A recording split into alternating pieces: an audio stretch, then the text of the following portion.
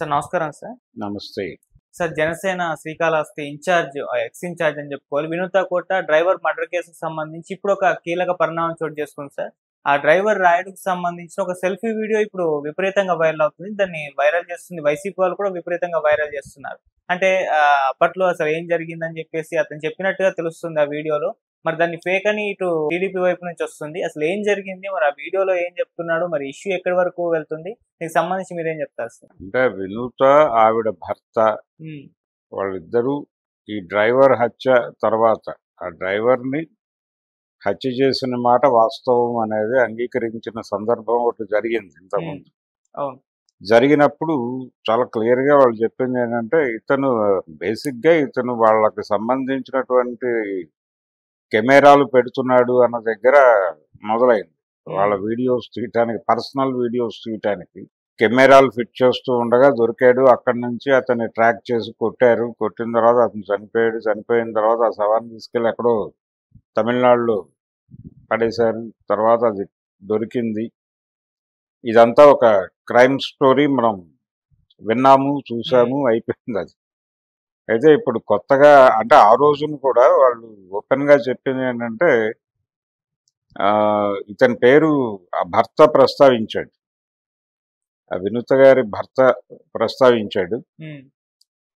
ప్రస్తావించిన తర్వాత అది కొంచెం సెన్సేషన్ అయింది. అయితే కూటమి స్పిరిట్కి ఇబ్బంది పెట్టేటువంటి వార్తలాగా అనిపించింది.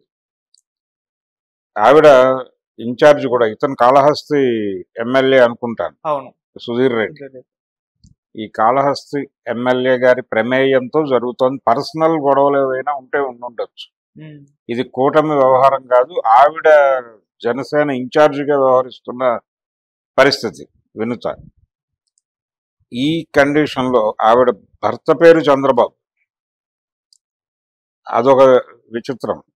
సరే, ఏదేమైనప్పటికీ జనసేన వాళ్ళు ఇమ్మీడియట్గా ఈ కేసు ఎప్పుడైతే వీళ్ళే చేశారు అని ట్రాక్ అయినాయో, సాక్ష్యాలు ఆధారాలు అన్ని మ్యాచ్ అయినాయి. పైగా అతని బాడీ మీద ఈవిడ పేరు, జనసేన పేరు, పచ్చబొట్లు ఉన్న దగ్గర నుంచి ఇది ట్రాక్ అయింది. ఆ డ్రైవర్ బాడీలో అతని చేతి మీద ఎక్కడో ఈవిడ పేరు, జనసేన పేరు, పచ్చబొట్లు పొడిపించుకున్నటువంటి పరిస్థితి.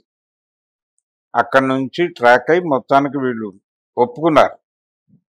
అంగీకరించిన సందర్భంలో మేము చేయటానికి ఒక బేస్ ఉంది అన్న టైప్లో ఎస్టాబ్లిష్ చేస్తూ ఇతను కెమెరాలు పెట్టే ప్రయత్నం చేశాడు. అక్కడ ట్రాక్ అయ్యాడు. ఇదంతా బయటకు వచ్చింది. అయితే ఇప్పుడు ఈ వీడియో ద్వారా ఆ రోజున కూడా వాళ్ళు చెప్పింది సుధీర్ రెడ్డి మీద డౌట్ ఉంది అనేది. సుధీర్ రెడ్డి చేయిస్తున్నాడు ఇదంతా అని. ఇప్పుడు దానికి సంబంధించి ఒక రూఢి సాక్ష్యం ఒకటి బయటకు వచ్చింది. అది అతని సెల్ఫీ వీడియో.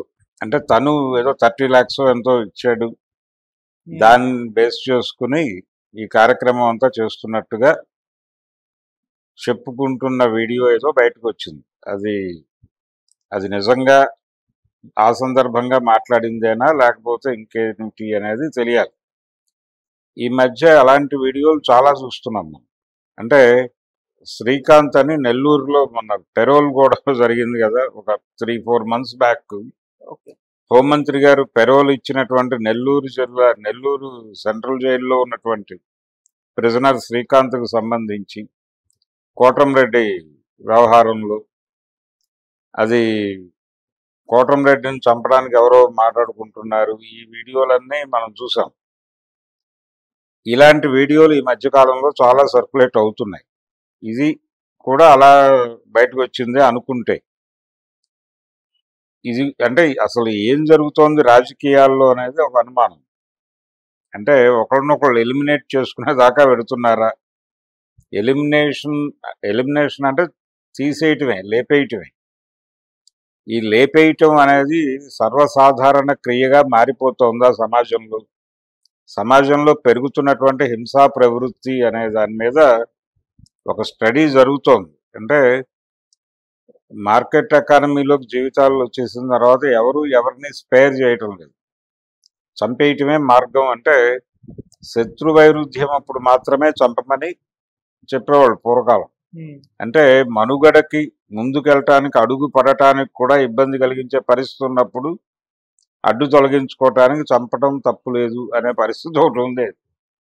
ఇప్పుడు ప్రతిదానికి మిత్ర వైరుధ్యం అంటేనేమో కూర్చుని మాట్లాడుకుని పరిష్కరించుకోగలిగిన పరిస్థితి. ఇది తొలగింపుతో కూడుకున్న పరిష్కారం కోరుకోదు. కానీ తొలగింపుతో కూడుకున్న పరిష్కారమే ప్రతిదానికి అంతిమ పరిష్కారం కింద ముందుకొచ్చేస్తోంది. ఓకే. ఇటువంటి కండిషన్లు ఈ హత్య ఎలా అంటే ఎందుకు ఎలిమినేట్ చేయదలుచుకున్నాడు వీళ్ళని, ఎందుకు టార్గెట్ చేశాడు, వీళ్ళని అన్పాపులర్ చేయటం కూడా ప్రోగ్రామ్ అయి ఉండొచ్చు. అంటే చంపదలుచుకున్నటువంటి కుక్క పిచ్చిది అని చెప్పడం అనేది మనకు ఒక పాత సామెత ఉంది. అలా ఈ కెమెరాలు పెట్టడం దగ్గర నుంచి స్కీమ్ ఉందా ఎవరికి? సుధీర్ రెడ్డికి. ఆ స్కీమ్లో భాగంగానే డ్రైవర్ ఇక్కడ ప్రవేశించాడా, వీళ్ళ నమ్మకాన్ని చూరగొనడానికి అవన్నీ వేసుకున్నాడా, జనసేన ఆవిడ పేరు పచ్చబొట్లు పొడిపించుకోవడం ఈ కార్యక్రమం అంతా జరిగిందా అనేది ఒక అనుమానం. వీళ్ళిద్దరికి మధ్య పర్సనల్ లెవెల్లో గతంలో ఏవైనా ఉన్నాయా? అక్కడి నుంచి ఇప్పుడు పరిశోధన జరిపి ఫైనల్గా కేసు ఏదో ఫ్రేమ్ చేస్తారు.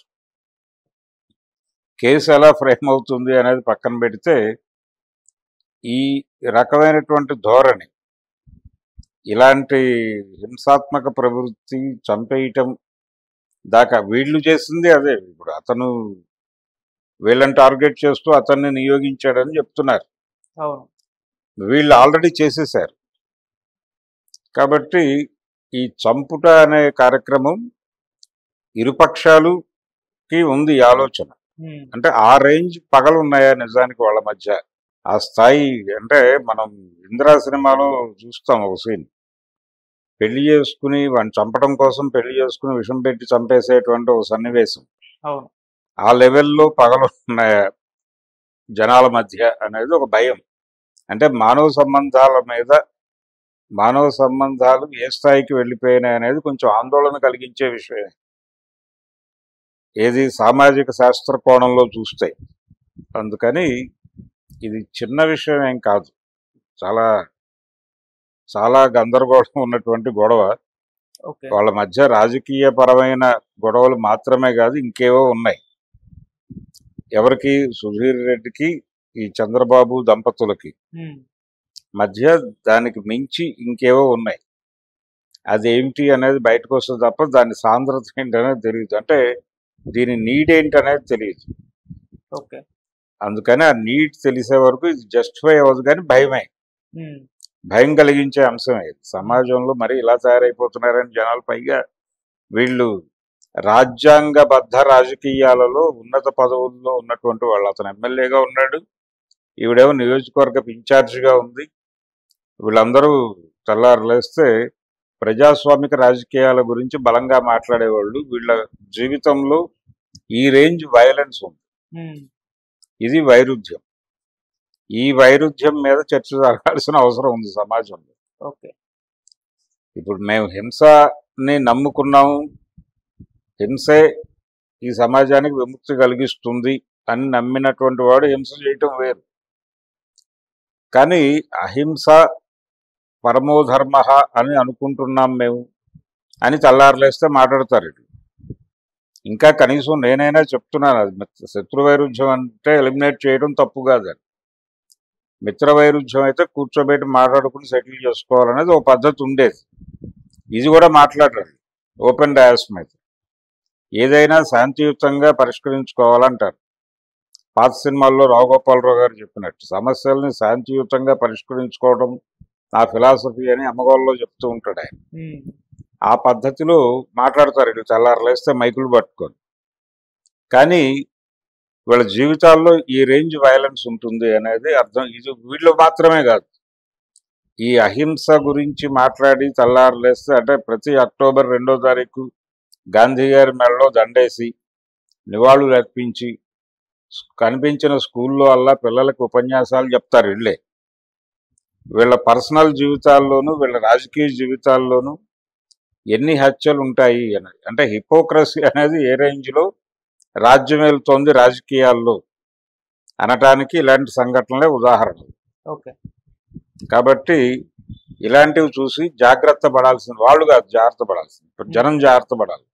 ఓకే.